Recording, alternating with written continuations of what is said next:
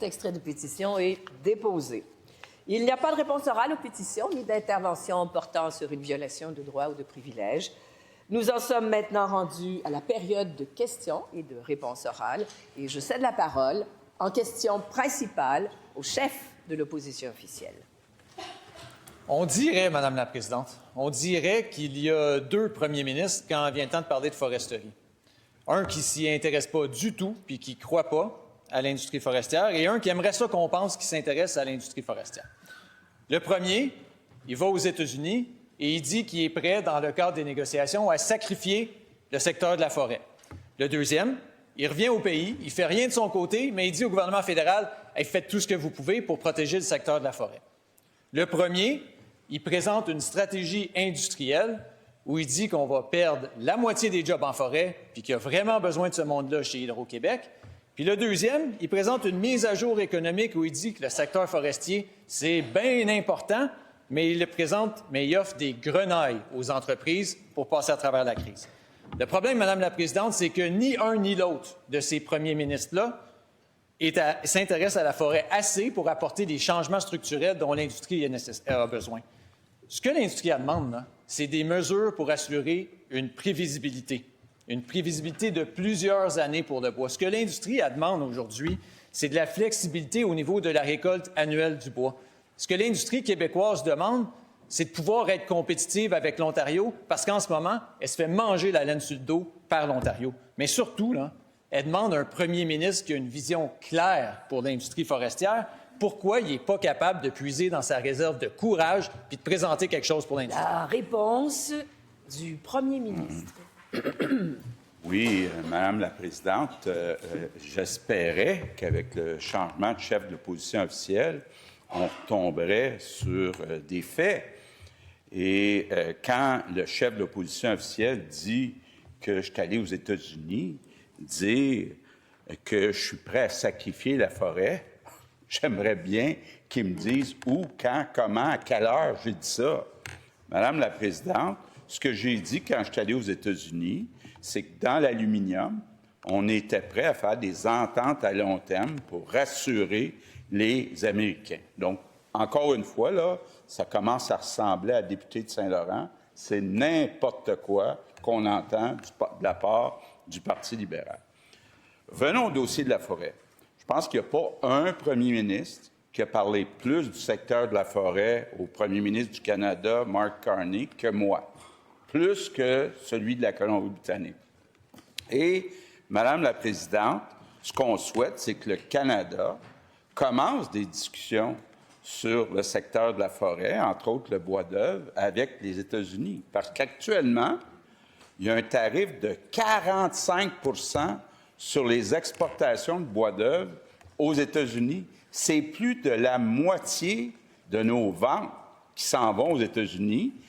Un tarif de 45 % c'est comme si on baissait le prix de 45 % Donc, malheureusement, M. Trump avait d'abord décidé de parler de seulement 3 secteurs, aluminium, acier et énergie. Et on lui a demandé d'ajouter la forêt, mais il a refusé. Première complémentaire. Madame la Présidente, le premier ministre fait la démonstration qui comprend l'ampleur de la situation, des droits de douane de 45 %.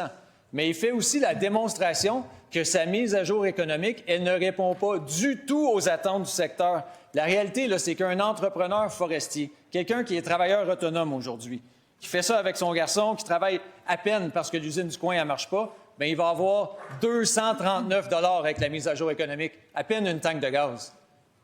La réponse du premier ministre. Bon. Madame la Présidente, on peut parler de la mise à jour, on peut parler de toutes les mesures qu'on a mises en place pour aider les industries forestières. D'abord, on a dit aux industries forestières, si vous avez besoin de liquidités, on va vous fournir les liquidités. Deuxièmement, si vous avez des projets de diversification, vous êtes vraiment les bienvenus, on va vous aider à les financer. Maintenant, hier, dans la mise à jour, on a enlevé, via le FSS, l'équivalent de ce que ça coûte aux compagnies forestières pour la bourse du carbone, soit 45 000 $ par entreprise forestière. C'est une moyenne.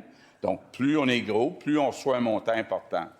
Deuxième complémentaire. Madame la Présidente, en réponse au premier ministre, 13 février, il a également avancé qu'il était prêt à faire des compromis dans l'aéronautique, dans la forêt et dans la sécurité à long terme sur l'aluminium.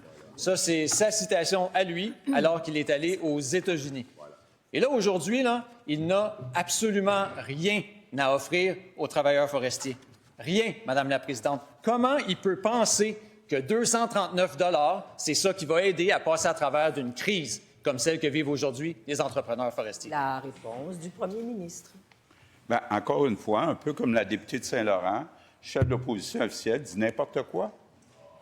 Ce que j'ai dit quand je suis allé à Washington, c'est qu'on est prêt à avoir des ententes à long terme parce qu'on sait que les États-Unis ont besoin de nos produits. Ça les inquiète à long terme qu'on cesse de leur fournir un certain nombre de produits. C'est le seul compromis sur lequel j'ai parlé. Il n'est pas question qu'on vende moins de produits ou qu'on mette des dispositions pour vendre moins de produits. Maintenant, Madame la Présidente, c'est sûr que si on exporte 50 de notre bois d'œuvre, puis le marché est un peu fermé, bien, on ne peut pas du jour au lendemain remplacer 50 du marché, mais on va tout faire pour aider. Troisième complémentaire. Le premier ministre a raison. Je l'ai mal cité, Madame la Présidente. Ce qu'il a dit, c'est qu'il est prêt à faire beaucoup de compromis. Pas juste un peu.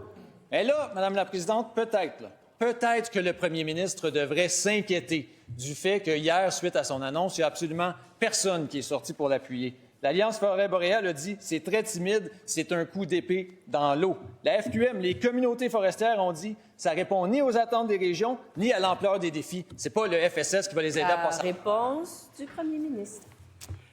Bien, Madame la Présidente, depuis que je suis premier ministre, on a doublé les interventions d'Investissement Québec pour les aider à financer leurs projets. Ça inclut le secteur forestier. Donc, on a actuellement, entre autres, deux partis, le Parti québécois et le Parti libéral, qui disent on ne veut plus aider les entreprises, nous autres, on n'est pas interventionnistes. Bien, Madame la Présidente, heureusement, on a un gouvernement depuis 7 ans qui intervient, qui aide les entreprises. C'est pour ça qu'on a battu l'Ontario, battu le reste du Canada dans la croissance économique, et on va continuer de le faire.